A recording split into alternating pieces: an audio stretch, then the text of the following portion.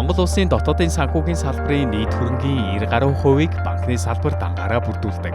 2022 онд банкны салбарын үзүүлэлт тогтворчиж, нийт актив өмнөх оны мөн үеэс 1.3 их 80 төгрөгөөр нэмэгдсэн байна.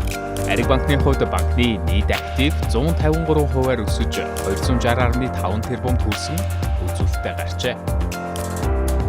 Ариг банкны 2022 55 жилийн түүхээ тохиолсон бөгөөд энэхүү хүрээнд бид компанийн засаглалаа сайжруулан шинэ менежментийг нэвтрүүлсэн. Мөн зах зээл дээр шинэ олон бүтээгдэхүүнийг танилцуулснаар манай санхүүгийн үзүүлэлтүүд 1-2 дахин өссөн амжилтыг үзүүлээд байна.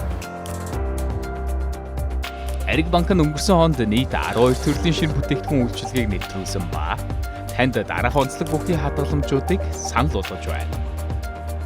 За энгийн хугацаатай хадгаламж нь харилцагч хүссэн хоногоор хадгаламжаа нэгээд хүссэн хугацаанд хүүгээ бодуулж авах боломжтой. Харин дараагийн маань нэг хадгаламж болох хөрөнгөлийн үндэс хадгаламж маань тогтмол орлого хийснээр өндөр хүүгийн өгөөжийг хүртэх боломжтой байдаг. Харин зарлага гарах хэрэгтэй хадгаламж маань сар бүрийн хийхэд харилцагч хүссэн хэмжээгээр зарлага гарах боломжтой ийм өгөөжтэй хадгаламж байгаа. Бид цааш худалдааны салбарт ашигласан дижитал банк болохоор зорион ажиллаж байгаа бөгөөд энэхүү зорилтын хүрээнд санхүүгийн зах зээл дээр илүү шинэлэг, илүү үнэт цэн бий болсон бүтээгдэхүүн үйлчлэгийг санд болгохоор ажиллаж байна.